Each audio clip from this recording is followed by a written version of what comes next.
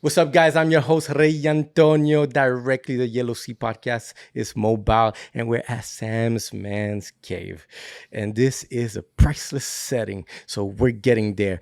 And in this next episode, guess what? I got two entrepreneurs, special ones. This is going to be about giving back, but living in the fast lane and having fun on a happy hour with a whiskey. And you can see this is outstanding place to be. And I have to thank you, Sam, for inviting me over here. And we have Vince right next. Two entrepreneurs. How you doing? Very good. Welcome to my home. Well, thank you very much for the hospitality. My pleasure. And you're Egyptian, you're Lebanese, right? Yes, sir. I'm Nicaraguan. We have, as a Latino, we have a lot of hospitality. We like to give out. We like to bring family. And when you come to the house, you give, like, there's going to be food, there's going to be drink. And my cousin is married to a Lebanese. And one thing I came to realize too, as like the family grew, especially with some of my close friends, Armenians, that Lebanese Armenians are like Latinos, but just at the other side of the ocean. Because our culture is just so much alike. The only difference is the language. I agree. And I love it. Family, love, enjoying Food. life. Exactly. So that's my little introduction to, good people, good ambience. This place is crazy. It has stories. But I know we came here because, all right, as we're recording this, I guess we're just starting to December, but I think this is going to be a nice special for Christmas. You want to be able to give back. Sam over here has been a Santa Claus for quite a few years, and I want to hear that story. How someone like you, has the good things, but at the same times to give back. And I saw some of your stories, some of your videos. It's touching because that's inspiring, and that's something too that at home, my wife's talking about, hey, let's make some soup and give back to like homeless people. That homemade soup, on a Sunday. That's amazing. So, yeah, thank you. So, the MECC Charity Foundation. MECC, I would say. MECC, huh? CC. But Nice. I want to start by Go ahead. commending you on your intro. Thank Yes. you very much. I want to hear must that one. say, if I was watching a podcast and it started that way, I would be captivated. What is about to come out of this? Can you try to introduce yourself the way he did? Absolutely. So my name, Vince or Vince Saba. I've been in the plastic industry for about 30 years. I'm 50 years old. I was like everybody else that asks you, like, what do you do for a living? Or do you have advice? But I did that for decades. And I was not successful for 20, 25 years. But the real question, were you happy? If happiness means that you feel you're doing your best with what you have, if happiness means that you're acceptable, you're doing the best with what you have at the time, your parents are happy with you, you're not making the wrong decisions, your friends are like, don't give up, we believe in you. I guess I was happy for those decades. But the definition of happiness that other people have, oh, I wish I could buy what I want, or I wish I could drive a supercar, or I wish I could just take off tomorrow in a plane. That only came in the past few years. But if you're going to do it for decades and not feel like, you're making your parents proud, they invested in you, you have values, you got true belief, that one day it might happen, but if it doesn't, you'll be fine. If you sacrifice, if you stay, and this is the most important word for me, if you stay humble, it comes to you. But I feel bad for those that give up after a year or 2 years or 5 years. You're being a bit too humble right now. It doesn't. You worked very hard to do what you did. Yeah, thank you. Because when he says to do what we're doing, he's not talking about. So to your point, I have one company that makes plastic parts, and it runs 24 hours. I've got another company that does landscaping, but we build swim-in lagoons instead of a pool. We're filtering your pond, and you feel That's your touch. it is Like a custom paradisiac space. We have a lot of friends in our group, and Sam is at the center point of not only what brought us all together, it's his magnetism, it's his mindset. I can tell you more about me being an entrepreneur, but it's almost like the same way the children go to Jesus. He created this ambiance, this environment that has attracted not just me, a multitude of people like me that were missing something. That's interesting. That's a nice intro. That is a nice intro. Yeah. Thank you, Vince. That we have a good idea, really, of the wiseness that you have, like a lot of wisdom. I think one of the most important questions a man must ask himself is, what's my purpose in this life? Have you found your purpose? I think so. What about you? You found it after 25 years? Since Sam has had a very unique and particular ingredient in him, I think he's had more years to say, I found my purpose.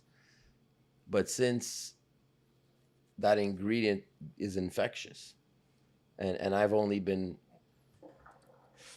added it to my mix 4 years ago. Time flies when you're having fun. Time flies. Yeah. So you have your purpose? I think so.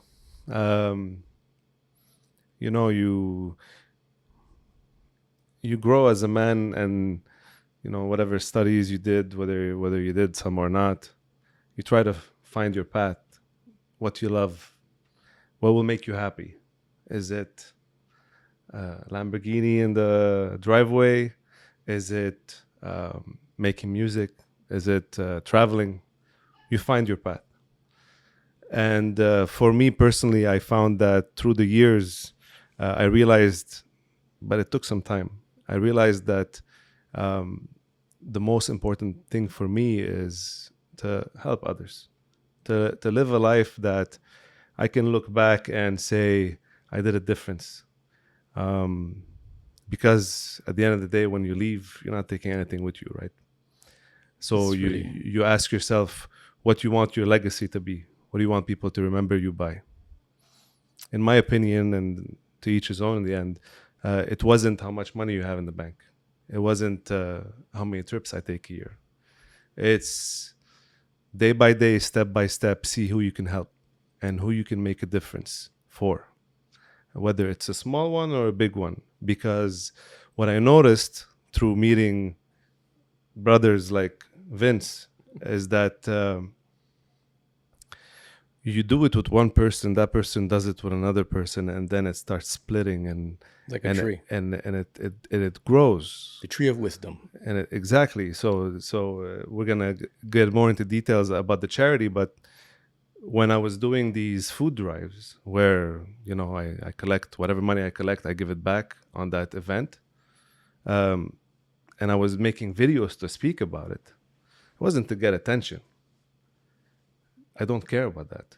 It was about give something. And I would say it in my videos. Don't necessarily give it to us. Give it somewhere. Mm-hmm. I don't care whether you give it to me or not.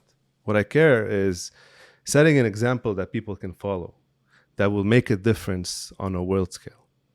Because if we all do our little part, it makes a big difference at the end of the year. As a whole, like society just becomes even better. And I wanted to underline that today is your birthday.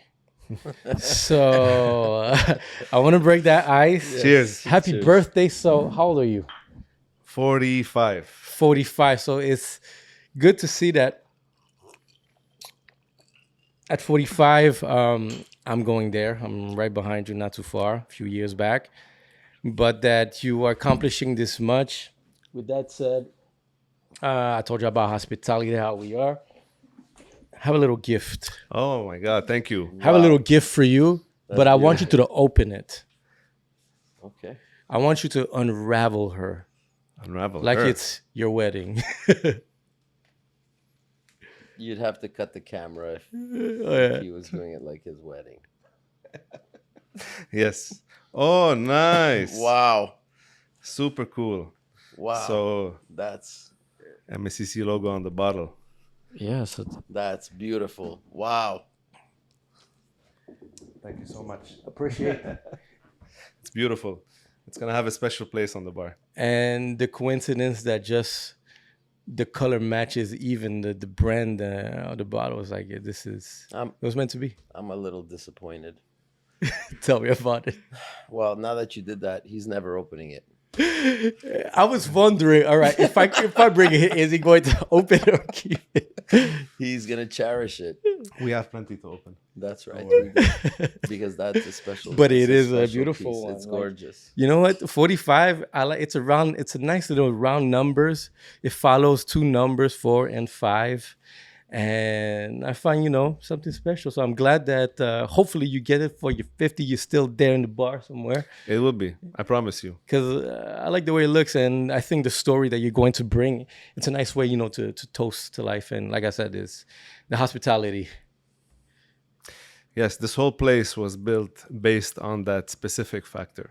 What was the idea behind the men cave? That's dreamy for every guy to have this space, and your woman is not allowed near. You could go to the bathroom there or the bedroom, but not here. The lady of the house is allowed I- anywhere she wants. I've seen her in here. She runs it. She runs it. She runs it. But this, so it's been a many years that I have a tradition of every week hosting nights where a lot of friends come here and we have a drink, we smoke a shisha, and we conversate and we resolve problems and we help each other and we come up with creative ideas, and it's been a lot of fun. So over the years, this was kind of like a group effort. So Okay. my close friends all helped me come up with ideas. They helped me build the place. So we did it ourselves, the decor. Okay. So it was a group effort that I appreciate every week with them. Well, that's nice. Well, so you must see like all your good friends, your close circle, like footprint in your space. So I guess someone shows the color. The ceiling is very interesting. Everything is double with the ceiling. Have you there's ever a- seen a ceiling like this? Nope. So So yeah, go ahead. I mean, there's certain bars that you can find ceiling like that. But we're talking about where we're at. We're talking about Sam's values, vision today. What's important to recognize is as much all of us as Sam, we've got a past. And I'm just thinking if, let's say, younger people are watching this, and when they ask us the one question that they all ask us, what is it? what is the popular question? What do you do for a living? You have to speak in the microphone. Yes, what do you do for a living? Sorry. What do you do for a living? You see? Yeah. And it's a common misconception. It's not what you do for a living. It's how do you live? Live as in what is your belief every day. Sam's bringing into you today values that he has and an outlook and a vision.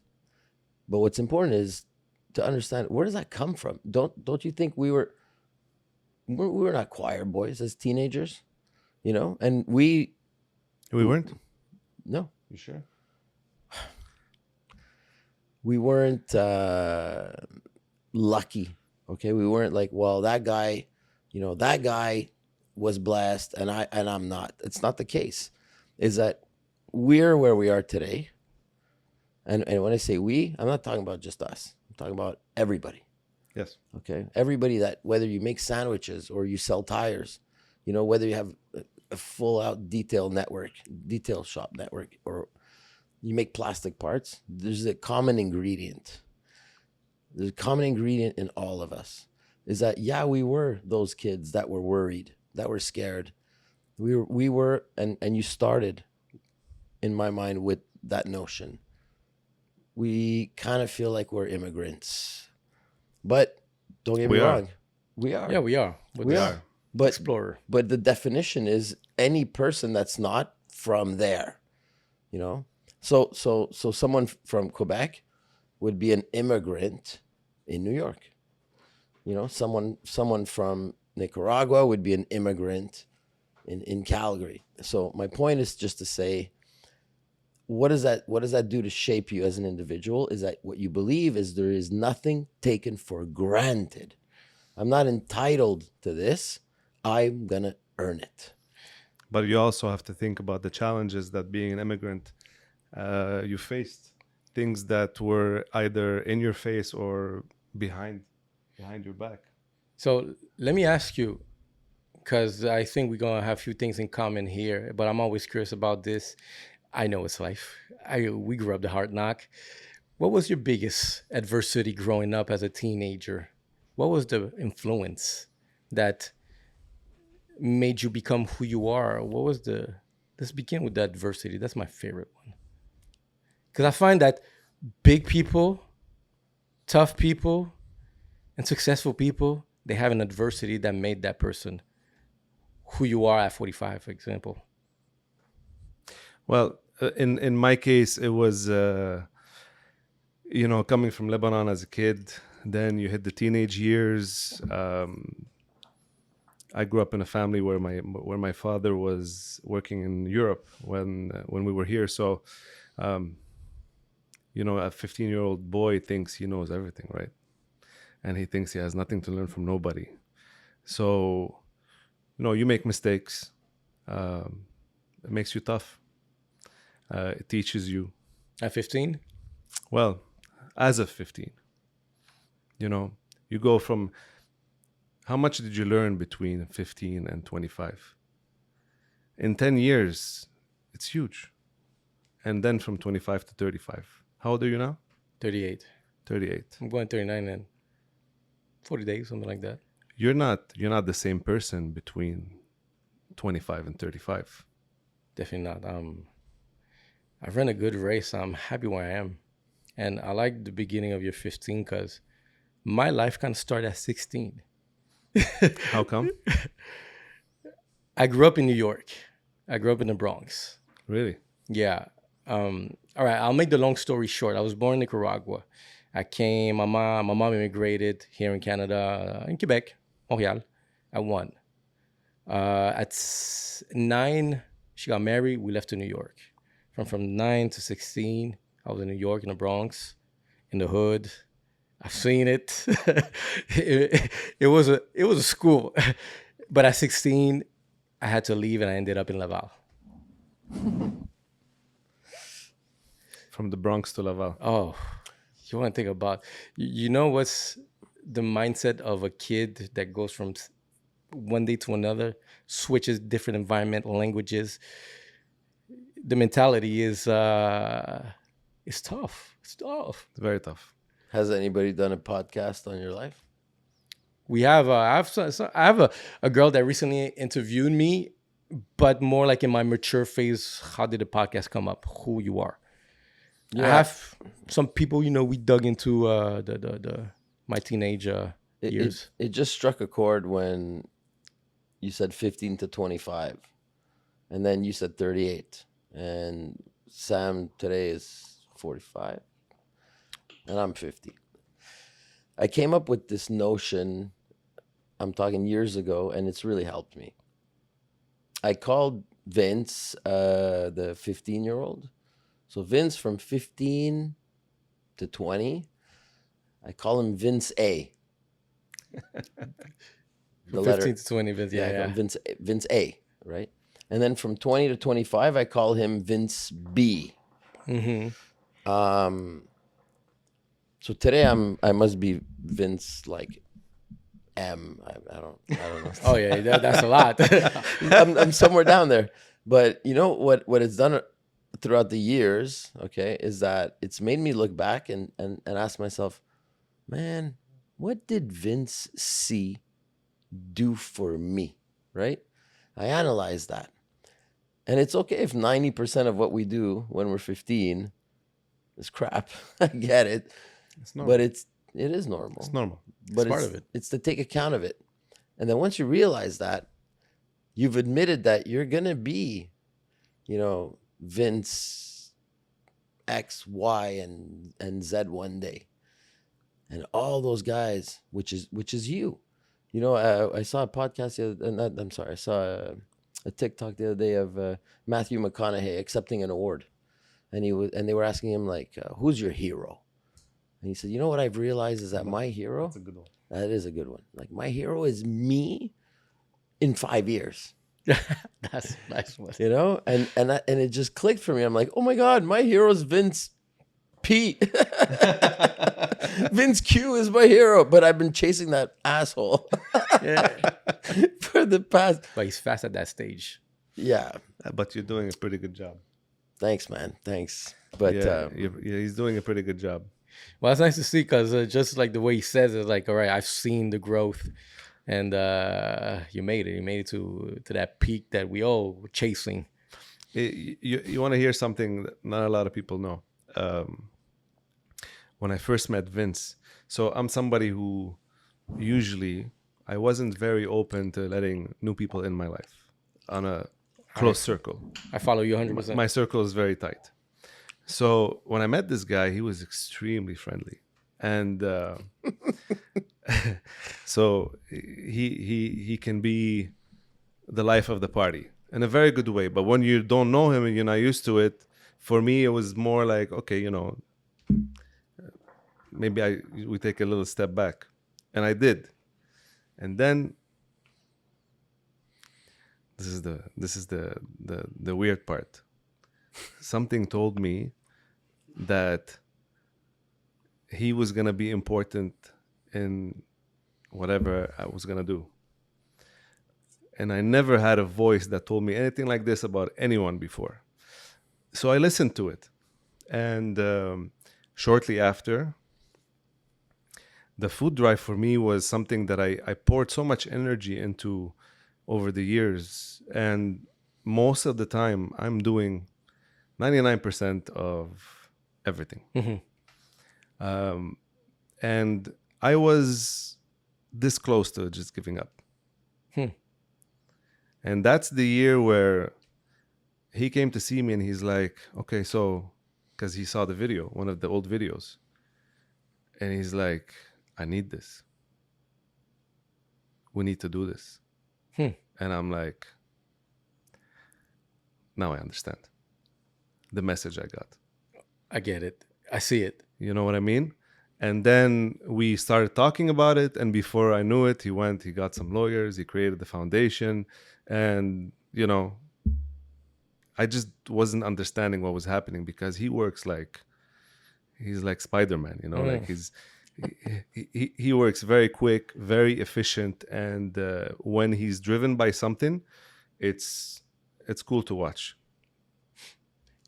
It's good to have like a tight circle. I mean, so how long you guys known each other? 4 years? 4 to 5 years, I would say.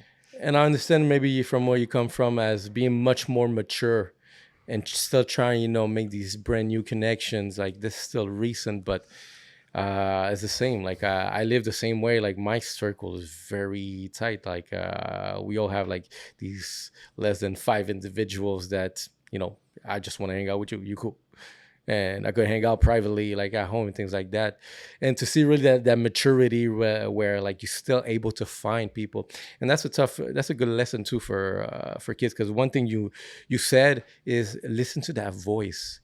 It took me maybe, 38 years old to understand really listening to that voice, what it is. And I can only imagine so many times, like in the past 20 years, that I should have listened to that voice. And I think you're just not old enough, mature enough to understand that voice. Your intuition. Yeah, exactly. Yeah, you need to learn to trust it. It's not easy. Yeah, because people are going to be against that intuition, and this is the way I have to do it. But people are gonna be like, nah. Like I have few business ideas that I could have launched early stage in my 20s. I shared it to my best friend, but he didn't share, and that kind of killed my You the know, idea. a lot of times, what limits ambition is the hope for immediate gratification. It's normal for a 22-year-old. I remember when I was 7 or 8, and someone would ask me like, "What age is old?" I'd be like, 25. 30 was, you're done. Yeah, When you were 7 or 8. And I find that so much pressure is crammed, in the youth today to try to be successful tomorrow, that they don't really think. So I really want to say, and I stress this, you never feel old. You're gonna stop at whatever you're doing and thinking and feeling at 19. You're gonna You think you can do twice that now? Oh, exactly. Yeah. You're nowhere smarter. Okay, no, maybe you're smarter. Of course you are. But you're nowhere more responsible. Okay, maybe you're a bit more responsible. But you still have that, like, I'm not gonna call it the demon, but that drive is there. But this clumsiness. is, sorry, take that word back. This is the last word you want to use for that. What? Because it's not a demon.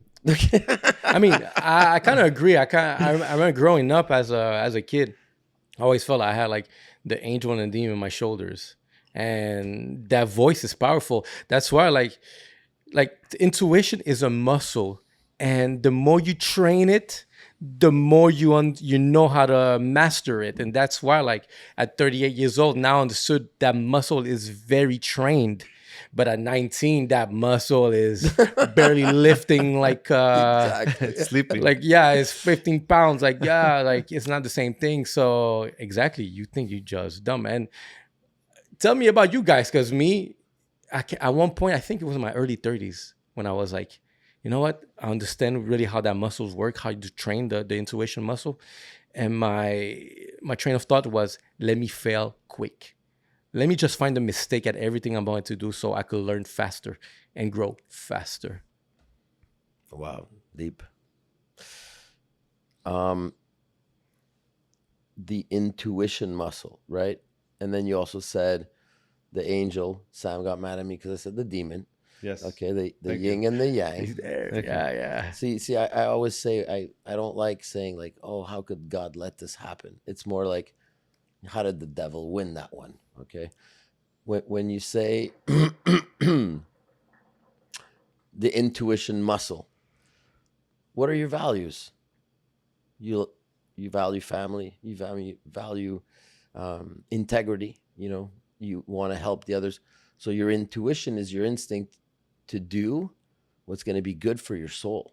Like candy is great. It's sweet. It's sour. You pull on it. It's crunchy. You got the pop rockets, right?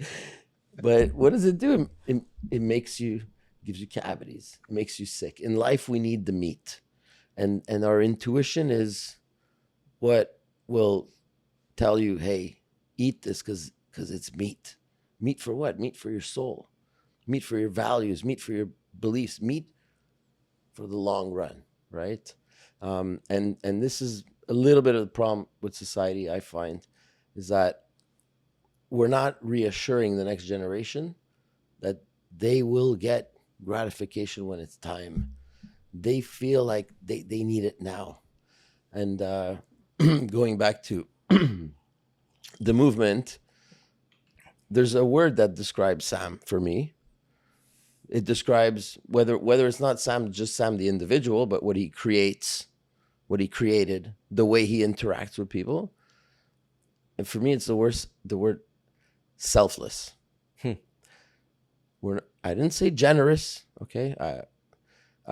He's very generous. But when you try to translate that word, and we did it the other day, so we were saying, what's selfless in French? Is that it's an element that he has been portraying for decades, and it's me that's lucky. And when I say me, it's us. Montreal, exclusive car club, and club is what, 150 people. We have a tight nucleus, and we all have the same values, but we're attracted to his vision. He's like, you're gonna have a nice car. I'm gonna plan stuff for you. It's gonna cost you nothing, but once a year. It used to be once a year. Now it's Yeah. I just want you to give back whatever you can. I don't care if it's $1 or 1,000 or 10,000, but this is my vision. Are you with me? You should see how many people turn out. It's cold. You're shopping for Christmas. You're worried about your family. You've got a million things going on. Your company's coming to, the shutdown, and you got a Christmas dinner here, Christmas dinner. And he's like, okay, we're doing the food drive on the 22nd. And you're like, what? Jeez. And it's the best damn day of the year. It is. I saw the videos. I was like, damn, I want to help. I want to contribute. And I think like it's interesting, like what you're saying, because like if you look at the pyramid of Maslow, exactly that pinpoint is where you reach a level where you start giving back. Like, I know something, let me give it back. I have something, let me share it. This selfless is like the best word that I find actually when you get there, because this, in my spirituality mind, I've reached really that peak. And what's left to do then just to give it back, because I'm no longer at the bottom, at the mid, or climbing. I feel like mentally you're on the stage. And it's interesting. Do you have kids? Yep. I've got a 14-year-old girl and a 17-year-old daughter too. And you have kids too. I have 3 boys. 3 boys. I have 2 little girls. And you see, I'm still like a newly father. I'm curious to see also really how do you navigate really raising kids? Because look, we're talking about kids, giving back kids. And a lot of these kids, for example, there's something missing. And this is where as a 15, 16-year-old, you're battling a battle that only a few, I find, are going to understand what's happening, because it's so much environment, and these kids sometimes need to be surrounded. It's easy to diverge and go like in the wrong direction, especially now with social media. You have teenagers there, and that's me. How am I going to raise my kids? How am I going to make sure they don't deviate from really our values? This is the only reason that makes me do videos on the events that we do, because I want these kids to see it. They go on social media today. They go on YouTube, Instagram, TikTok, whatever you want. What do they see? Is there any values left that society is sharing openly? Not much. So all you see is material stuff or things that are not of the greatest values. So we do this. We make them see that there's still good people out there. And hopefully it inspires them to do something on their own. Yeah, it's because you're a role model. And let me ask you guys, like, who was your role model when, did you have one even at 15, 16 that you can recall? Or there was none, maybe? Because in my case, I feel there was none. I was like, who can I relate to? Who can I Did you have one? gravitate to? James Bond. I mean, James Bond could have been my role model, but it's not about the images. It's about the why, because it obviously changes. At one point, it was Evil Knievel. Oh my gosh, that guy is indestructible. He could jump over, 14. And then at another point, it was Ferris Bueller, because he stuck it to his father-in-law. It varies, it changes, but that's a really excellent question. You know why? Because for us to have known at a young age about someone or something that was an alpha male, or that was doing something like what we're doing, which is, you mentioned the superficial, or the let's call it the cars, right? So that's what we're a little bit what we're about, and we're showing the other side, which is you can have that and not be an asshole. You can have that and be humane. You can have that and be generous. But I might interject for something. You said superficial. I disagree with that statement. And I think it's I was important. saying it as what people might interpret it as. Yes. Okay. I know, and I know that's what you meant, but I think it's important to clarify that. Vince, what did you have on your wall as a kid? At a 1988 Lamborghini Countach. It was white. I remember since the age of 4, my dad coming back home and always having that little matchbox, like that we had in back in Lebanon, like they have here, obviously also. But um, my life was always cars, like music and cars. So you grow up and you get to the point where you can drive one, you can own one, and you feel like this is one of your purposes, right? Like living what you love doing. Otherwise, what's the point of this life, right? If you're not taking the time to enjoy it, there's no point. Too many people live their life, and on the day to day, they're so busy with their jobs and responsibilities and what stresses them, and this is a problem, and this is a problem, this is a problem, that they forget that you have to take the time to enjoy life. Sometimes you just have to slow things down and enjoy it, because otherwise, you wake up one day, you're 75, you didn't do anything that you enjoyed, you didn't take the time to appreciate. And when you get kids, it gets even worse, because now they need your attention as well. And they have their own life, and you're trying to build them at the same time. So you have to slow things down to do what you love, spend time with your family, spend time with your friends. And when you can, like what we do something that's going to help somebody. Whether it's put a smile on their face, or buying them a meal or a jacket, whatever it is. The reality is today there's a lot of people that are in this city that are struggling. My parents came here in 87. You could find a decent job, get an apartment to start your life at a pretty decent rate. Food was very affordable. Now, people come here thinking they're going to get the Canadian dream, which doesn't exist anymore, because everything's very expensive. So if we can help, because the focus on the families that we help on Christmas is usually in areas that are pretty poor. So we rely on experts that work in the field to tell us, okay, this family, they have that many kids, that's their age. And then we try to help as much as we can. So yeah, how long has it been you've been doing the charity, the foundation? Sam's been doing close to 10 years. The first year we did it was in 2015, but we did it for a long time without any organization behind it. It was just, okay, guys, let's get together. We're 10 people. How much do we have? $2,000? Okay, let's go buy some food, put it in boxes, and deliver it.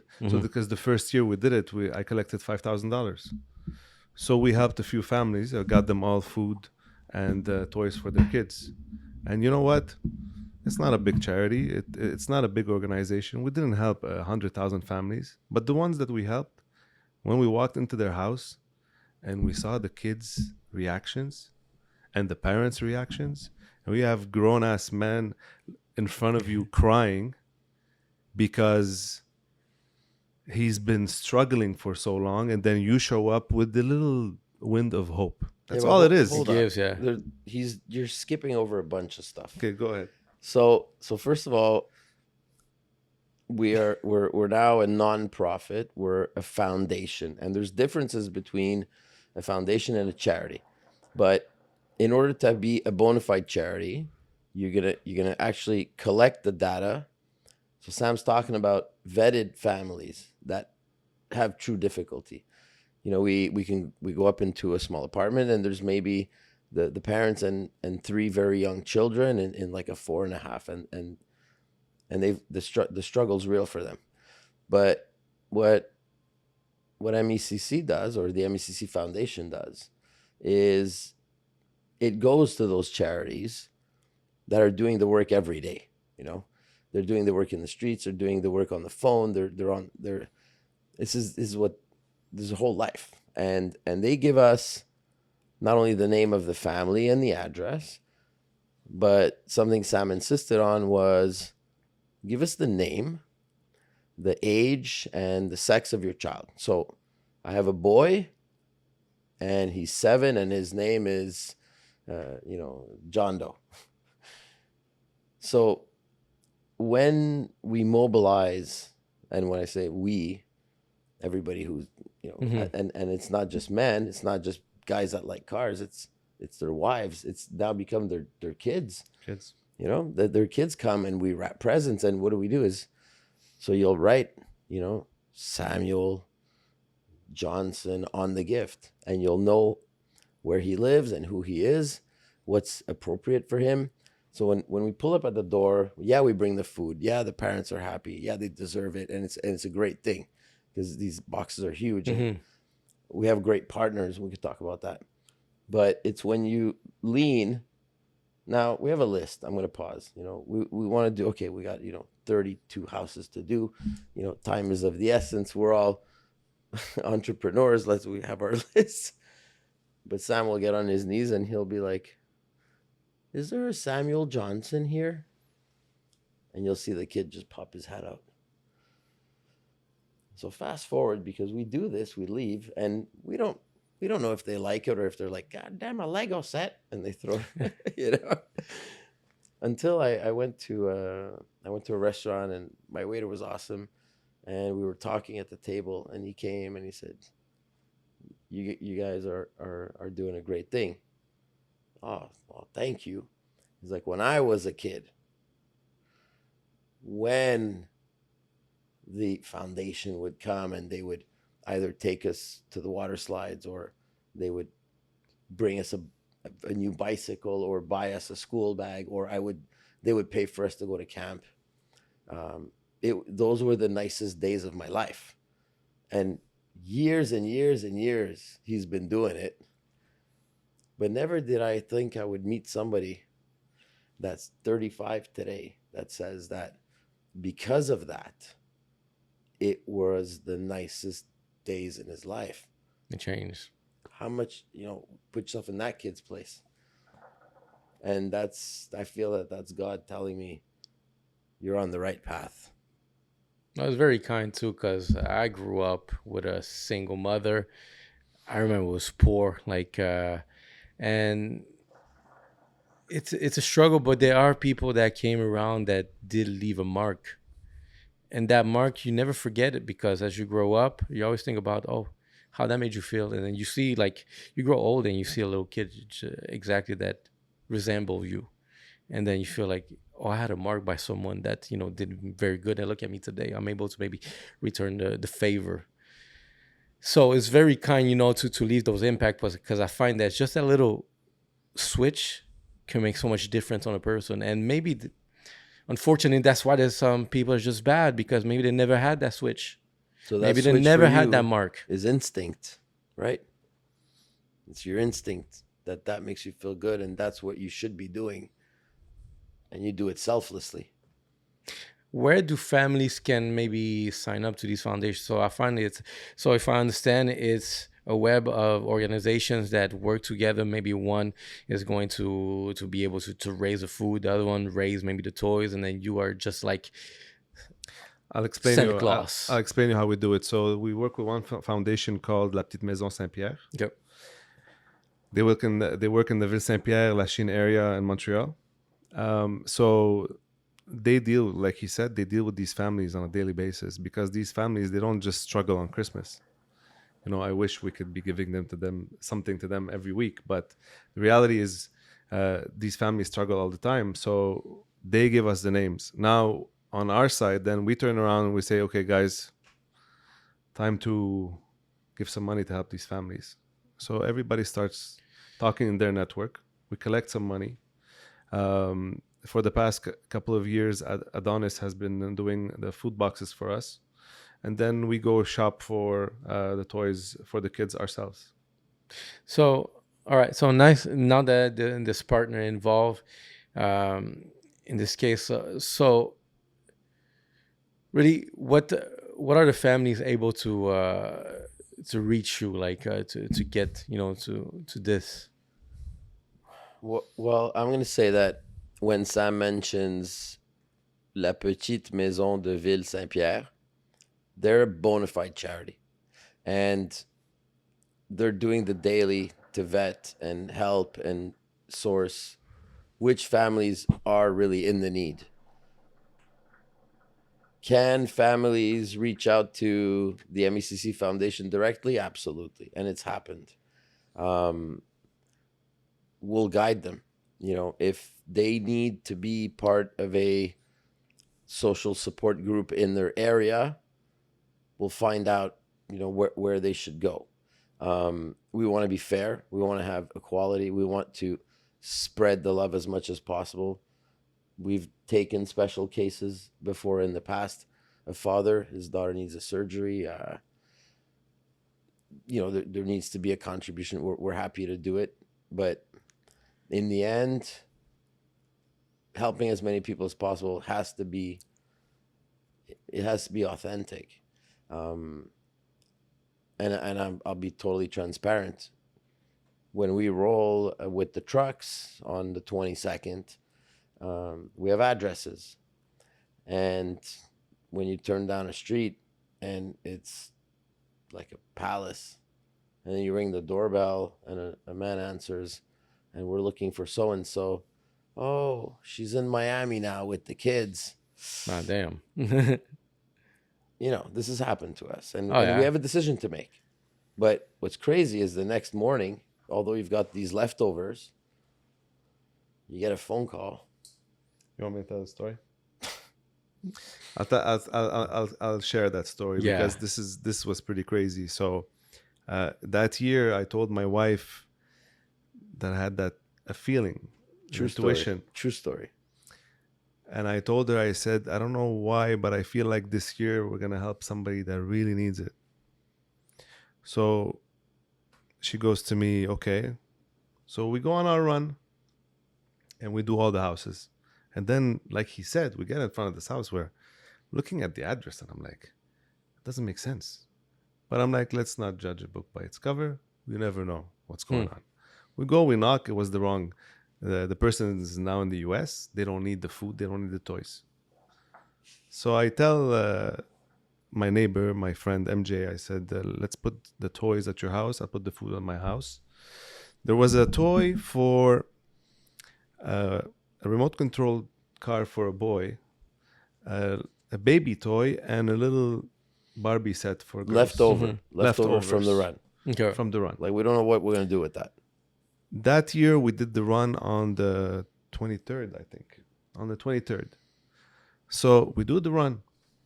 And that house is extra. I bring the stuff back home. I walk into my house. I get a message on Instagram. And this girl, and she goes to me, bravo, c'est très bien qu'est-ce que vous faites. Congratulations. I'm like, thank you. And she's like, and then she writes, how do you choose the families you help? So I'm like, why are you asking me? Mm-hmm. She goes, well, my family is in trouble right now. The mom is not there. The father's alone with her baby sister, which is a baby, and her little sister, which is a young girl. He can't make it. He's freaking out. I go, okay. I don't mind. I'll come and help you. I get over there. And how far was it, eh? It wasn't that far. It was in Terrebonne. So I get over there. The girl comes, meets me outside with her boyfriend. She tells me the guy is really struggling. A man by himself with a baby and a girl. And so we go inside. I put the boxes in, and the man is like, he's shocked. He doesn't know who I am. Like, who's this bearded guy coming in my house with boxes, you know, like, so I put the stuff down. We gave him $450 worth of food and boxes. Then I gave him another $300 in gift cards. And then I went to get from the car the toys for the kids, because the girl goes to me, they have no food and there's no toys for her sisters for this Christmas. I walk in and the kids are opening the boxes, and I'm looking at the guy and he's crying. He's looking through the window. No, that I was still inside at that point. Oh boy. I was still inside at that point, and he was crying. And then I went and I put my hand on his shoulder and I said, "Look, man, we all go through some rough times. You have a beautiful family. I hope that things go well for you." And I left, and as I'm leaving, I see the girl and the father hugging through the window, like not letting go, you know. So I go back home and I'm like, it's so cool. What are the odds? I have this baby toy and this girl toy wrapped, ready to be given to these kids. And the food, the extra foods that were, the boxes that were there, like, thank God, you know, like it felt like a blessing, you know? So that night, the whole family comes over here.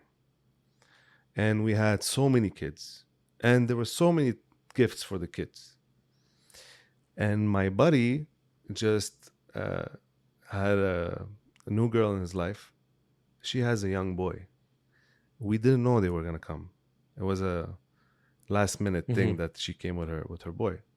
So all the kids are opening their toys. And I'm looking at the kid and I'm like, my God, like, this sucks. I wish we knew so we could get him something. And then I'm like, remote controlled car. We have the kid. Yeah, there's a wrapped in the garage. We went, gave it to him, and I'm like, Yeah. a you blessing, know, yeah. can you imagine how I felt at that moment? I just felt like, if somebody wants a sign that tells him you're doing a good job, for me that was it. The pieces connected after all. Like Yes. you had a surplus and you made like someone's Christmas. If you knew how many stories Sam has like this is just one of many.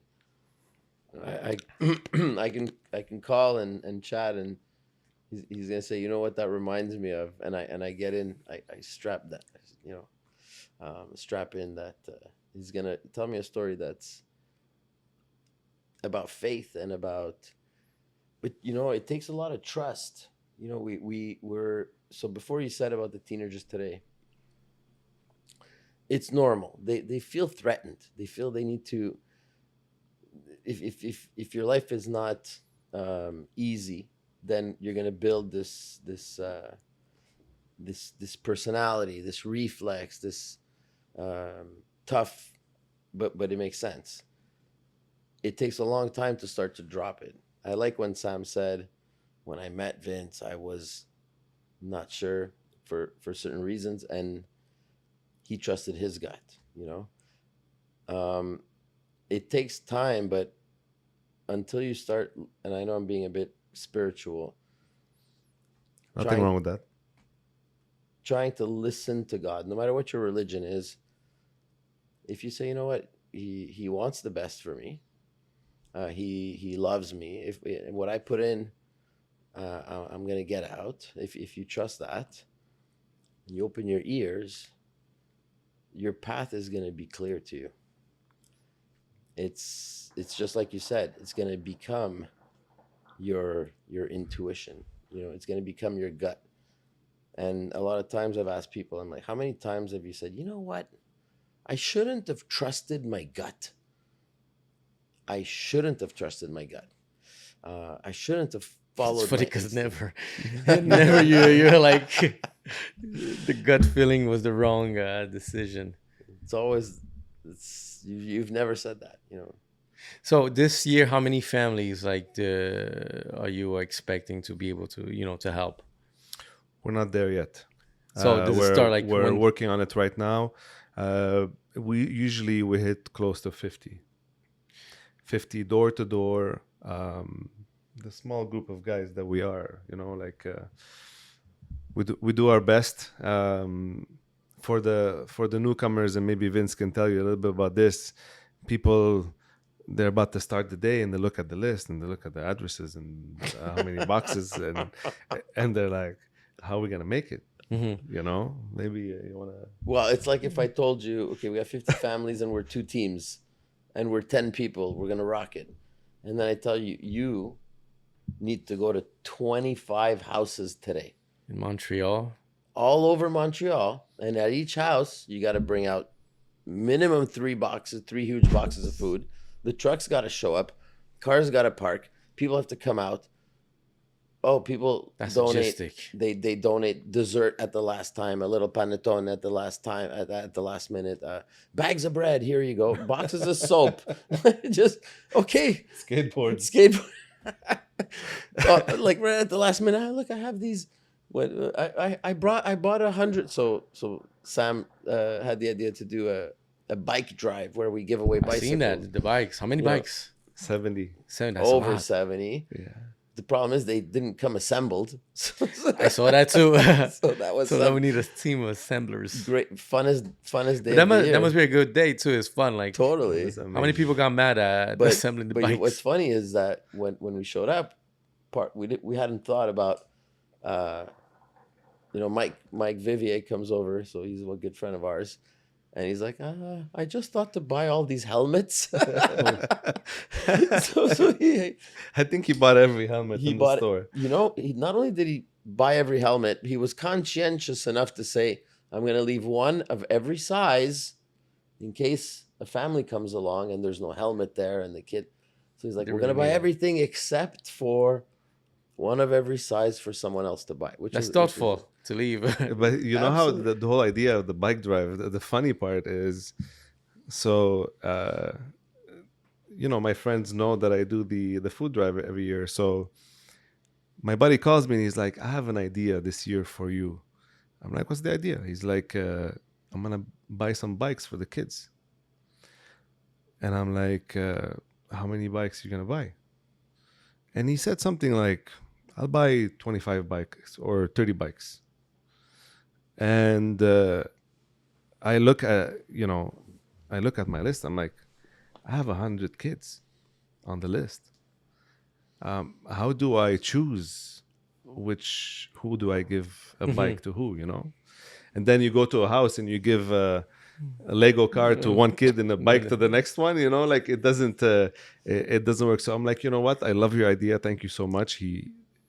So Mike and Melly bought a lot of bikes to start with. And then I said, we'll do something in the summer. And instead of buying 25 bikes, let's buy more. So then we have, we have very good friends. And, I'm not going to mention names to the request of some people. But there were some people that were very generous. And we were very grateful to be surrounded with people like this because,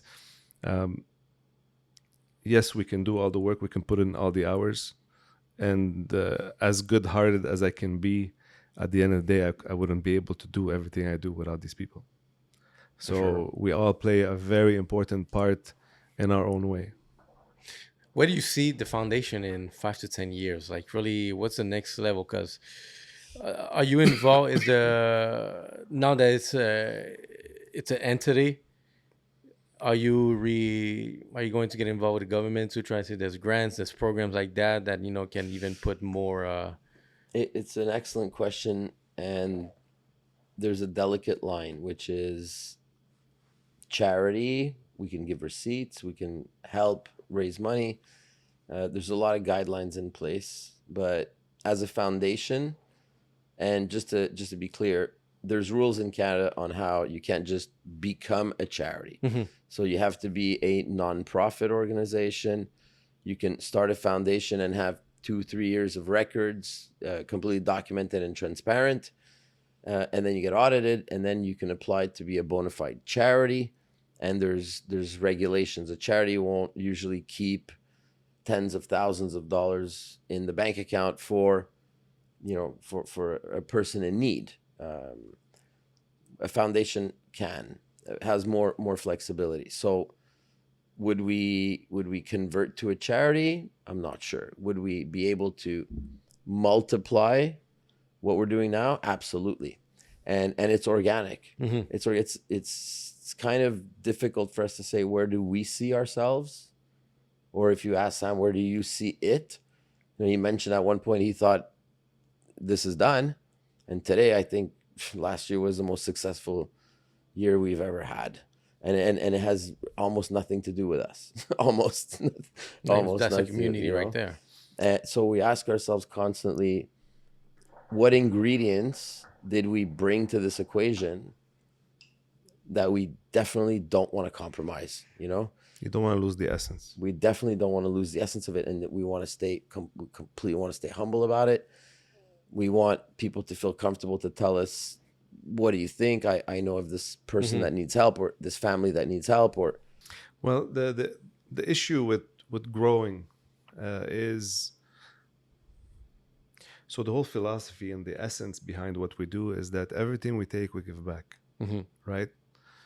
If you grow a lot, you have to spend that money, and you have to have projects for that, and that requires time. At the end of the day, this is not our core business. This is not what allows us to live, right? So because of that, I don't think any of us are ready to quit our jobs. And although I have a big respect for people that do this 365 days a year, I just can't right now even think about this idea. All right. So what Sam's talking about is definitely sustainability, but he's also talking about scalability. So just like in your business, if you're selling for 100,000 and you think, I can't wait to get that $1 million order. Well, if that's your dynamic, then having that kind of an exposure or a liability, it might cripple your business. So it's the same thing for us. It's two things. Can we scale? Absolutely. Can we collect more donations? Absolutely. Can we help more kids? Let's go. For sure. We want to. But we need to be able to sustain that. If we have a bunch of donors and not enough beneficiaries, it's an issue. And if it's vice versa, where we have all these people that are relying on us and not enough donations, that's also a liability. So we have to grow it incrementally. Starlight Foundation didn't become what they are today overnight. It's not because someone came in and said, okay, here's 10 million that suddenly will help 1,000 kids or 1 million kids. It's not how it works. So compared to where Sam was, where we were when I onboarded, where we are today, we see that progression, but at least that progression is reliable. All right, so I see it. So I see it too as like a family based, very circle. This is what we can based on. Go at your rhythm. Do you feel like there's going to be more subgroups like this? Is going to grow in the city to keep support other spaces? Because I went to another charity. It's called Les Petits Géants, and I think it had the same dynamic as La Maison Saint Pierre, because they had like let's say like this connection with this other foundation where they made the relation. And I think them during that charity that I went, 18 kids, to go to school. So I find there's going to be more of these subgroups, like maybe just evolving. I think there's a need for it because one thing I noticed last year, we've been doing this for many years now, and I always speak with the same people at the foundation. And I, usually around November, I give them a call. Hey, how are you? What's going on? Can we set up for this year? So I called them. Last year, she called me. And she's like, hi, Sam, how are you? Good. And she's super nice, super polite. And she's like, are we going to do it again this year? And I was surprised. I'm like, of course, but it's the first time you call me. What's going on? Why are you calling me? She's like, you don't understand how many people are struggling right now. Wow. So She's the one that deals with these families on a daily basis. A lot of these families are coming from outside. Some of them are local. So you have all kinds. Um, a lot of people are struggling. We went into homes where you have like a 1 or 2 bedroom apartment where like over 10 people living inside. do you think now that we see like right now, like let's take current events. There's this big political thing about is because of the immigrants that all this and bunch of things, whatever. But do you feel like there's going to be, because I had this conversation with someone, uh, a bigger stretch between, let's say, people that have wealth, that have live comfortable, and people that are more in need, poor, and let's say that middle class, that this is where why our parents came, because we had that middle ground that, we're not there, but we're not there, but we fit there, and we could become there, but like same way we could go down. But that middle ground is maybe becoming less and less inexistent because like there's just a disparity Look, I between mean, two groups. it's that's really a tough topic, and it's an excellent, you know, question and affirmation and discussion topic. It makes me ask myself, did we grow up knowing that wherever you live, 90% of the successful people will be from where you live? So, for example, did we grow up thinking that 90% of successful or wealthy, or you define success the way you want, 90% of those people are Canadians and we're going to have a tough time? Absolutely not. We're in an era where there's a guy, he's passionate about Greek food. He opens Arahovas and he becomes an insane success. Or an immigrant that loves has a passion for smoked meat and he starts Moishes, and that becomes a success. There's so many brands that show that Canada, and I'm going to say borderline the US, is a land of opportunity, that you almost have nobody to blame but yourself. So, can we discount what the youth go through, what robs them of their ambition, or what stunts their hopes? We can't go through all that. But if we could at least help tilt the scale, Hmm. right? Um, Even just a little bit.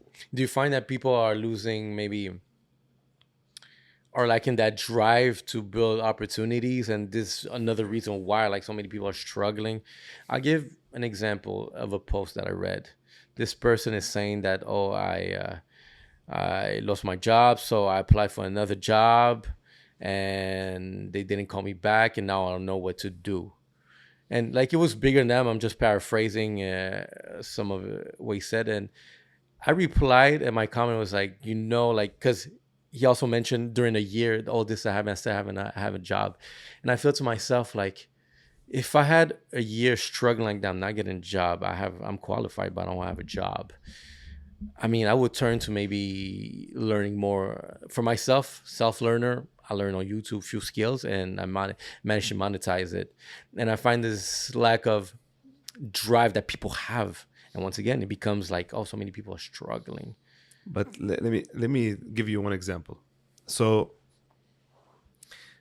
when we go out with the cars and we do our drives and our events, often we're gonna end up somewhere where there's a lot of kids that come to the cars. They want to see them. We let them sit in them, and we're super happy to share. But I want to give you one, I think, very important example that says a lot about today's reality. I remember being a little boy, not shy. If I see a man like that's driving a very nice car, let's say parked on the side of the street, I would go and I would ask him questions, and I would, I'd be curious.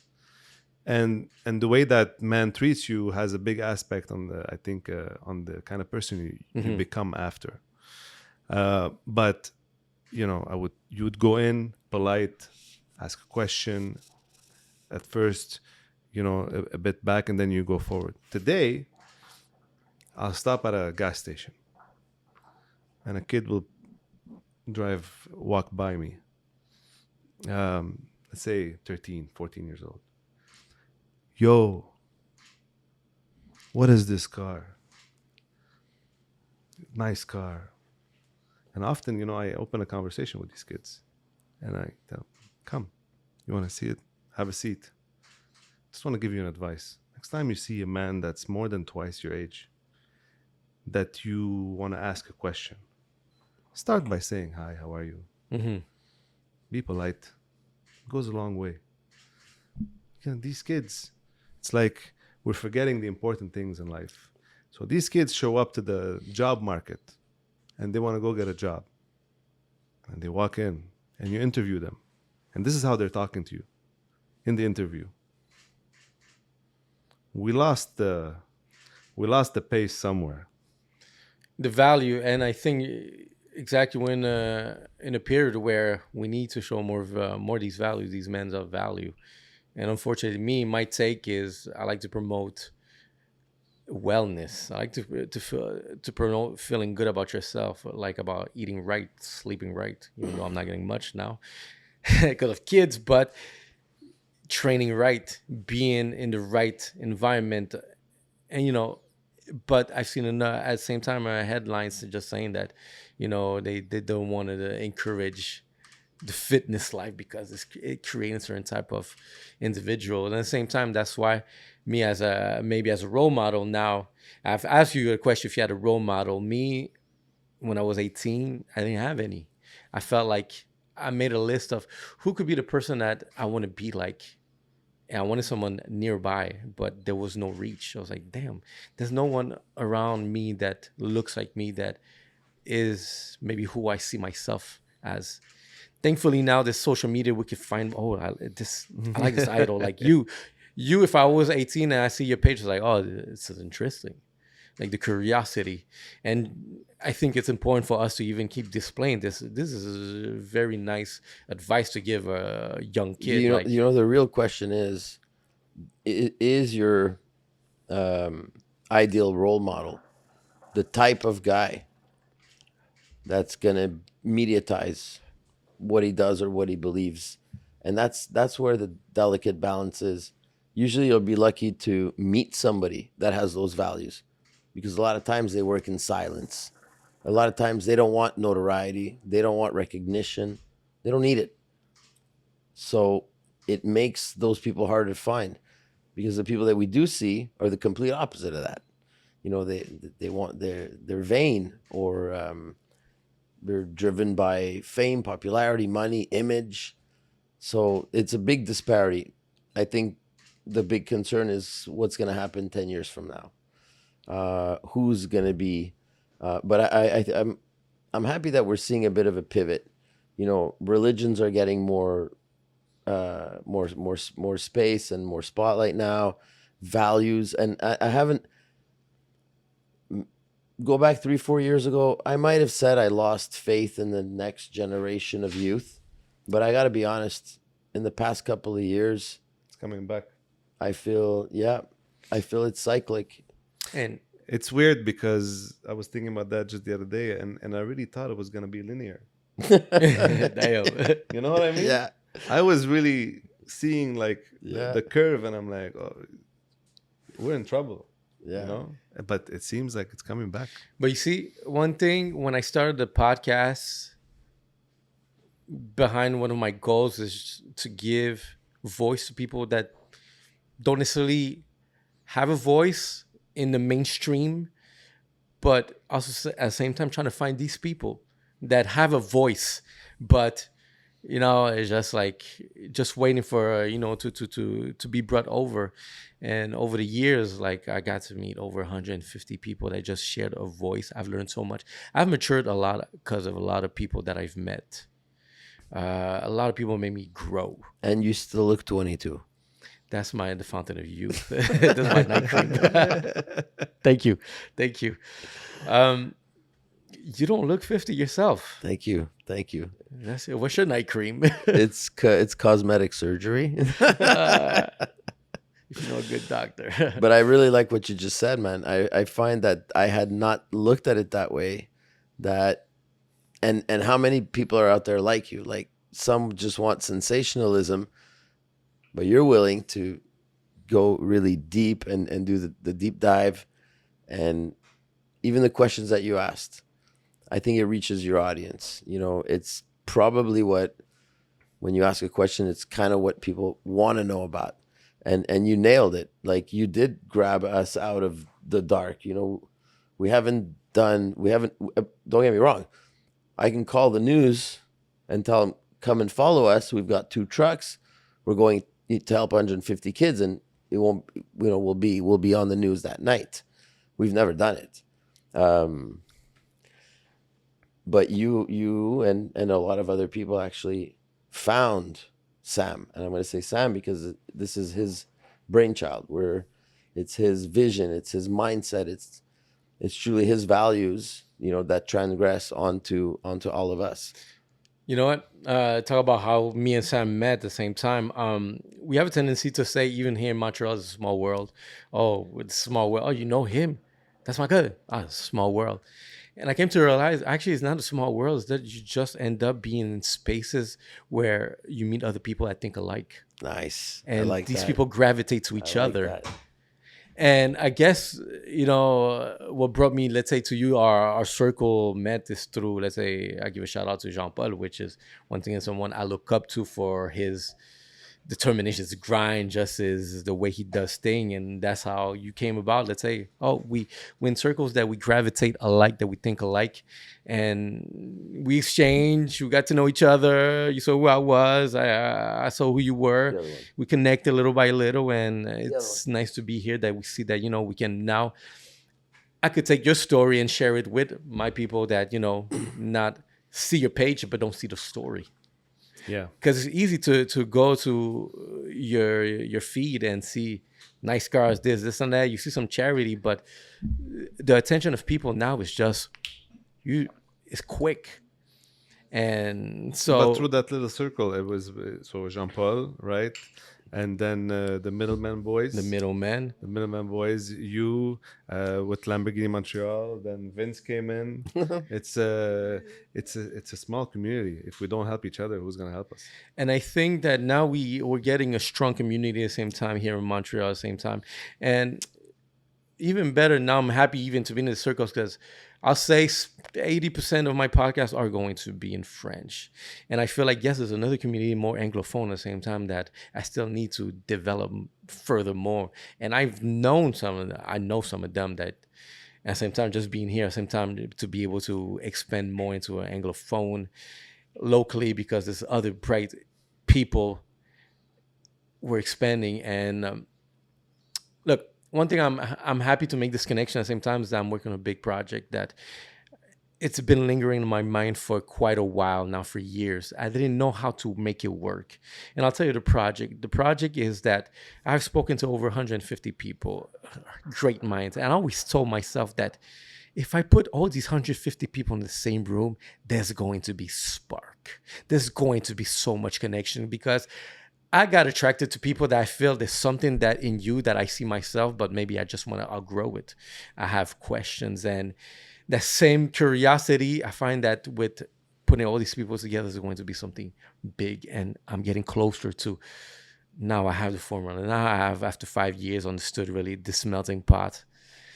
It's boiling, and gladly that, you know, something big, and glad I'm happy to have, you know, make these connections. That what's nice over here, because it's a personal space. You're opening your doors to what I could bring, and to me is very, you have all my respect, because at the same time, it's not anyone that I bring people to their home, to their basement. It's a perfect setting, and I think you nailed it. It's at the core of our values to bring inspiration. I mean, we've got friends that are very successful that decide, I'm going to have an event. It'll be a cars and coffee, and I'm going to give a bunch of stuff away. And if I make money, I'm giving it to the charity. And it blows us away. And I really, I wonder, and I thank God that whatever Sam inspired me to come and join, and whatever we've done together, I can only imagine what it does to inspire others. People that you know, they just selflessly say, you know what, I'd like to buy 25 bikes for strangers, and we're like, well, okay, let's do it right, but we'll take it. Well, I'd like to buy 75 helmets for the people that you're gonna buy a bike for. And then another guy's like, well, I'd like to have an event where all your members come, and then I give them free food. I, draw a bunch of prizes, oil changes, tires, wheels, whatever it is, mechanics, and whatever money I make, I want to donate it. I still haven't figured out. So now you come with this idea. You're passionate about it, right? We don't even know what it is. But are you passionate about your idea?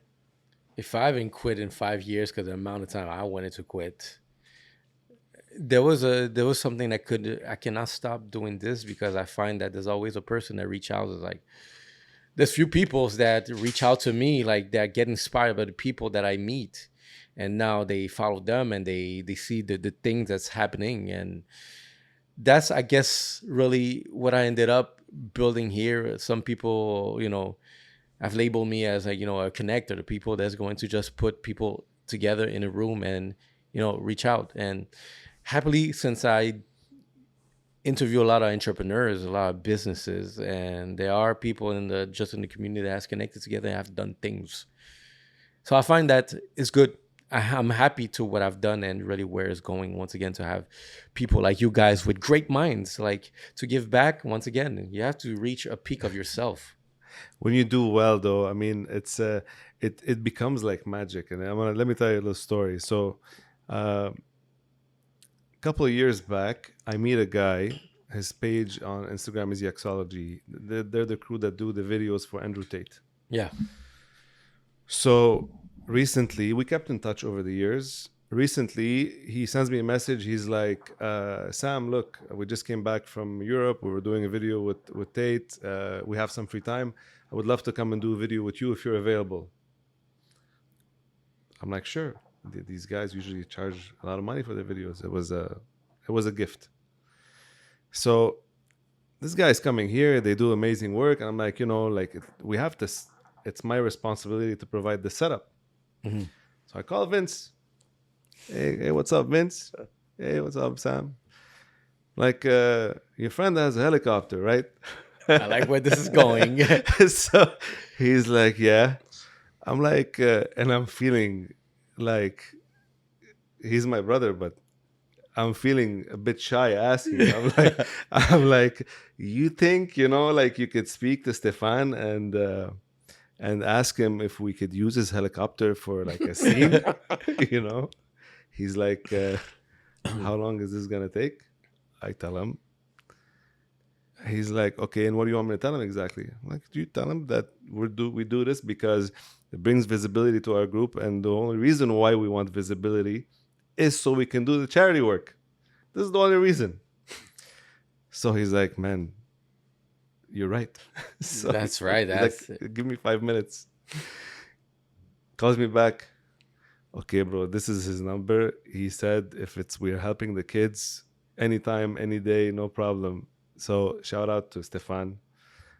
Thank you for that day. It was amazing. Thank you for setting it up. Not only That's a nice one. Not only did Stefan say, "Sure, I'll bring the chopper," he actually offers, like, "Would you like to shoot it on a private airport strip?" And we said, "What?" He's like, "Well, I'm part owner in this airport, so we can close it off, and we could do drags or take videos of cool shots." Yeah, That's a fun day. He's great. But so I think the important thing to say here is, sometimes we do stuff that, somebody who doesn't know us, who doesn't know the process behind it, will look at it and it looks like almost like a movie production, Yeah. But it's all from the heart. Everything we do, because Montreal Exclusive is not a business. There's no money involved. Everything we do is from the hearts of the members and their generosity and the time they provide. And this is the magic of it. And it's been fun. But honestly, so far, that's a nice take to really, we're going to do something extravagant to attract attention, but just to give back to the kids. we want to break that matrix. You know, so you may look from the outside, but when you know, and we see it all the time. You know, it's like, hey, you guys are MECC. Sometimes I'm like, how we don't go around with stickers or banners or, but it's a different vibe. We have a completely different impression on the generation, on the kids, and a lot of people call us up and like, look, I'm doing an event. Can you bring the cars? And I tell them, I'm like, you have to understand, like, it's not really about the cars. It's about the people. My friend's gonna come. He's gonna take 6 hours. He's gonna promote your restaurant. We're gonna park. We're gonna have fun. But it would be nice if we generate that exposure for you, that maybe you make a small contribution.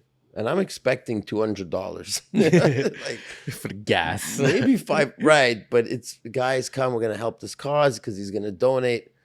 If you knew how many people are willing and grateful, and they pop up kiosks, they make cookies, and like, we want to donate.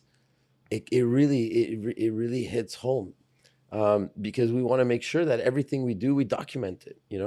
If people have questions, we're transparent. If they know someone that knows someone that knows someone that needs help, come to us.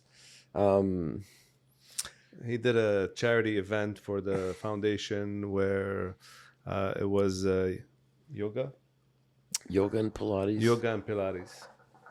And a friend of ours owns a cosmetics company. Came forward, made a bag for every single girl or guy nice. that came. And it's always like this. Okay, guys, we have a project.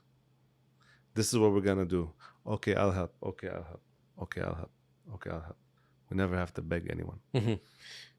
But that's good to have good partners. And I want to get into some interesting question. I had a question. What is your supercar? Look, I started humbly. I wanted to buy my first one. My first one was a Gallardo. It was in the rough, like, 150K mark. And then you realize you're not saving up to buy this car. Uh-huh. You shouldn't necessarily pay for all of it and live in a 3.5, or have your kids or loved ones suffer. And when you sell it, you need to choose what we call a non-depreciating asset. Non-depreciating. You buy the wrong Ferrari, am I right? You might take a big hit the next day, the next season. Mm-hmm. So we are very careful with what we choose. If we buy a Gallardo, we sell it, we can trade up to a Huracan. Hopefully you can maintain that car and then sell it for the same price, a very little loss, or if you're lucky, a profit. And we work with great people. The Scotty Group helps funds a lot of our transactions, where sometimes people really want what you've got, and they'll pay you a premium. So right now, I've got the Evo, the Huracan Evo. It's a 2022. What color? Beautiful car. What color? It's I find it's red, for example. Verde. Okay. Green. And what about you? What is your supercar? Also a Huracan. A green Huracan. The forest green? Yes. Yeah, that's a beautiful car. Let me ask you a question. How do you get to that car? Since we went to Lamborghini, I understood something different about you guys and having a supercar. I felt, to me, it was never maybe an ambition to have a supercar. I want to have a nice car. Until I met you guys and I did that conversation, there's something different. I understood maybe even the purpose of maybe that car. Really, what it represents is much more than just a supercar. I felt like that you guys just describe it as something else. Once again, there's a token of you could do things. And that's where I went to my wife. I was like, I want a supercar, but not for the supercar. I want a supercar for really what really we can do. Well, imagine you have a very rough day. Something happened in your business. You got into an argument with someone, whatever. You get in your car. You lift that little red plastic switch and you press the start button. And at that moment, you forget the world. Nobody exists. And you go for a drive. So some people pay a lot of money to go see therapists. Some people go for a drive. That's your therapy. But I'll tell you one thing: when it's beginning of June, the calls start coming in. My daughter's graduating; it's her prom. My son's graduating; it's his prom. Is there any way? And we always get hook, line, and sinker, where we're suddenly showing up with 2, maybe 3 supercars, picking up some kids. But the part I love the most is when they know it's like, okay, what time are you going to be here? Well, we'll pick you up at 5, right? And you turn on their street, and the whole street is out with their phones. And it's so humbling. It's so cool. touching. And it's something these kids are going to remember for the rest of their lives. And it's like, you know what? It brings you pride, not because you made the car or because you're cool that you can pay for it. No. It's your toy. It is, but you touched how many people that day? You know, you gave them a bit of hope. Yeah. Hope. Yeah. It's a token of hope. I think it's more than that. It's part. I think it's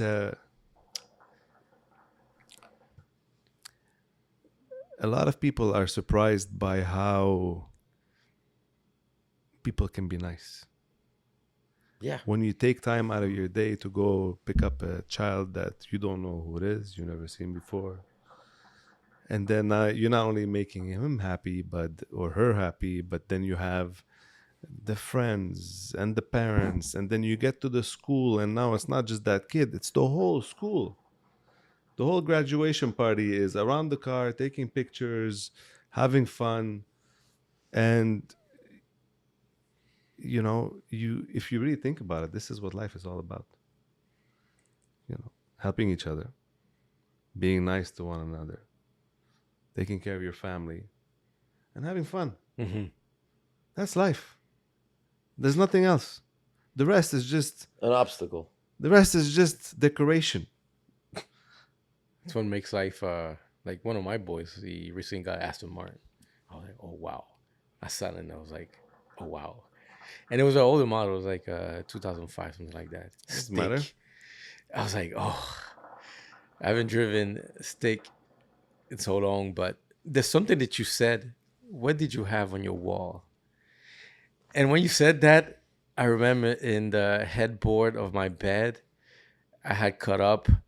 It was a black car. It was like a superhero car. I don't know from what toy. I don't remember. It's just beautiful black car. I was poor. I was 8 years old. But I just stuck it there in the headboard, and I guess it was just maybe like, this is my supercar. And when I was around 24, I started making good money, and I felt like, look, you have to live, enjoy yourself. I got myself really well. Was that car there? Maybe not yet that supercar, but it was a car that felt like a supercar.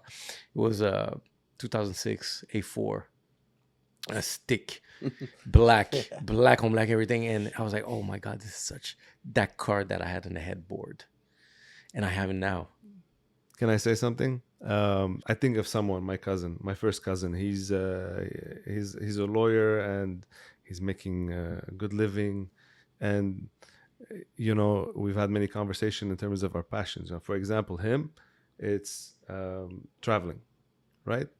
You can show him all the cars in the world. He doesn't care. And I think what I'm trying to say is, do you like cars? Do you want to buy a car because it's going to make you happy? Do it. You want to collect toy trains? It's your thing. You like music? Enjoy your life. But don't forget to have good values. And, you know, if you see somebody who needs help, help him. And it's also how, what I find is ultra important. If you don't know, if you're going to be unhappy today, you're going to have to measure it. Why are you unhappy? Well, I'm not achieving this, or I'm not where I want to be, or I didn't get that, or I'm not able to X, Y, Z. So at a young age, you really need to imagine what, like, who you want to become, and not just who, as in when I want to be cool, and I want to come out of a sports car, and so at a young age, or I want to have money, I want to have a nice house. At a young age, nobody thinks themselves, I want to be that guy, but I also want to be generous and selfless and humble. It's that piece that's missing. Yep. Now, don't get me wrong. You might need it to drive you, but you will not have perenity unless you add those elements to your life. And lucky is he who adds them on as early as possible. Yes. I have a good question for both of you guys. You won't love this one. Look at yourself at 15-year-old. What that 15-year-old you would say of you right now sitting here, knowing what you know. Would he find us cool? Like, Absolutely. Would you believe it? At 15 years old, your 15-year-old self would it believe it? My 15-year-old me would look at me today and say, damn. Yeah. You did it. Yeah. Is that the same thought that you had, or Look, like, I mean, I'm gonna sum it up. The people who I call my friends are like family. My parents, God bless them, they're absolutely amazing. My sister as well. God gave me an angel for a wife, and 3 beautiful boys, healthy boys. So, yeah, if I go back to being 15 and I look at myself today, I would say, good man, good job. good job. What about you? I would have been happy to have just one supercar that I probably never even knew how I was going to drive it.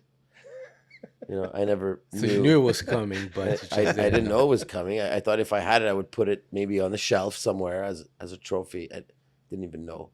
And so Sam's had 6, 8 already supercars, Lambos that come and go, Porsche that come and go. Same with me, not as many, 3 or 4. But it comes to a point where those things are meaningless. The material part of it, then you start to get into the hobby. You're like, well, if you get the STO, now you've got a track beast, and you're not going to depreciate. You're going to probably appreciate by 17.5%. So I like how you think. I like how you choose this car. And these are the conversations. You're like, so you don't just put it on the shelf and tap yourself on the back? No. So it kind of doesn't matter. Just like Sam said, if it's cars, it's cars. You put a poster of cars. A lot of kids, a lot of people have different ambitions at 15. They might reach them. Look at these tennis superstars, right? Look at these like Nadal and Serena Williams. They thought, I'm going to be a really good tennis player. Did they think they would be the world's leading tennis player? Probably not. But they did something they loved to do, and they set a goal. So I tell my kids all the time, it doesn't matter if you know what you want to do. What matters is you do it a certain way. Get a certificate in science. Get a certificate in social studies or geography. But get a certificate. Why? Because it shows, your future employer or people, or whether it's the bank or the lawyers or whatever it is, you're someone that was faced with a difficult situation. You showed up, you disciplined yourself, and you achieved the result. And that's what's important. Because that's the kind of person I want on my team. The kind of person. I don't care what they love. It's what are they going to do to get it? And that's how we measure them. A lot of people, as far as, he's a great person to be with. These are great people to help out, and we're blessed. So when Sam talks about his wife, same for me. I'm blown away. How many times did you propose? Enough of them. Let me ask you guys. You want him to answer that question. You want? Yes. How many times did you propose, Vince? Or One for each car. No, to the same woman. Yeah. So you just upgraded the car with the rock. the same woman. And the first time I did it, I thought I didn't. It's really not about the rock. It's really about the wanting to share his love with his people or in a different place, or it has nothing to do with material. It's really, that's how crazy this guy is. I thought she deserved to be proposed to on the beach with fire and flowers and Awesome, your violinists. theme. And then I thought she deserved to be proposed to in front of all her friends and family, and it's a different setting. So she's like, again, I said yes before, but and we're not talking about the other two times. So, so what we're saying is, how many? I only hope. It's not a real question, but how many people are in a couple situation that they feel like the person they're with is the wind in their sails?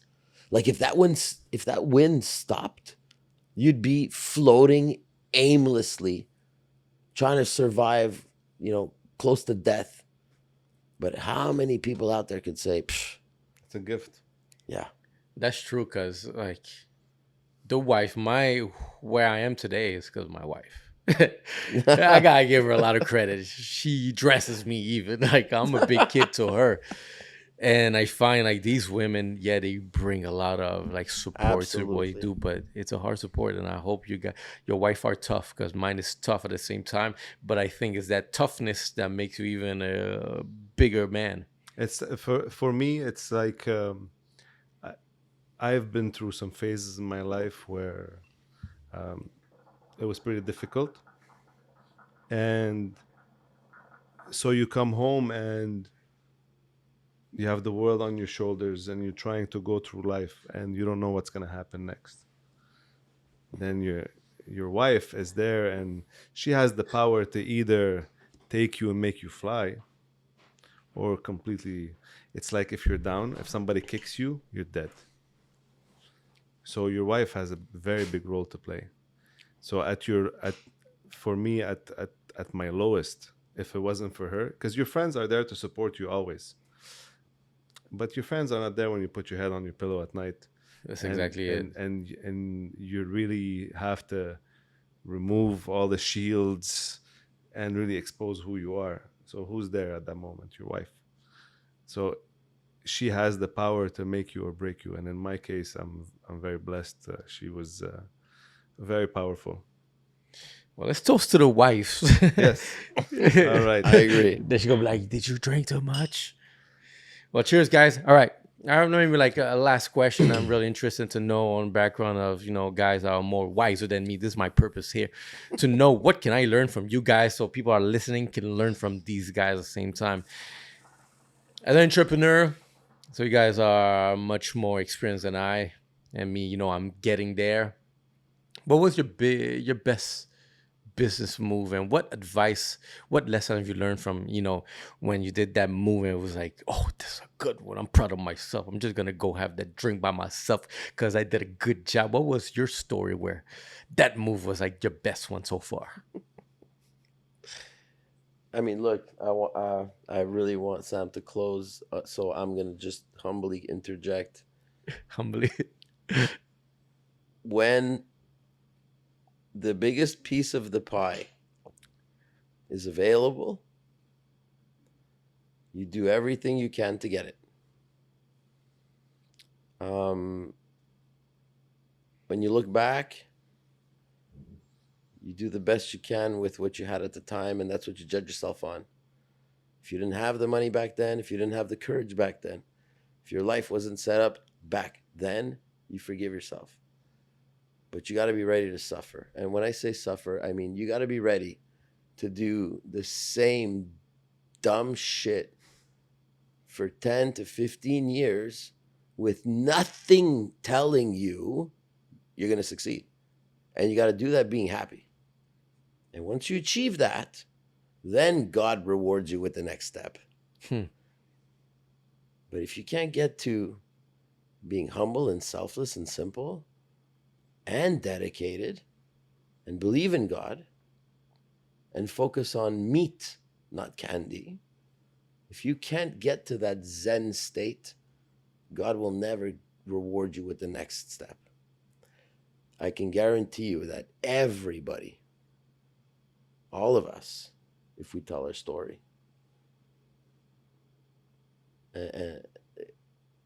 there's been a time where we fell to our knees. So we believe that God will give you what we call the cross to bear. And we all bear the cross. And oh, it's heavy. Oh, it's spiky. And at some point in our life, we pray and we say, I can't take it. This weight's too much for me. Please help me. Help me, Lord. And you know what God does when you pray that He takes that weight off of you? He doubles down and He brings you to your knees. If He loves you. If He loves you. And then He watches you get up and He helps you get up. And when you get up, you're a new man. I will promise you that all of our friends at MECC will sit in front of you and you can have an entire series of podcasts just on that. The similarity. So it's like I tell people, you know what? Has God crushed you yet? No. Then you're not ready.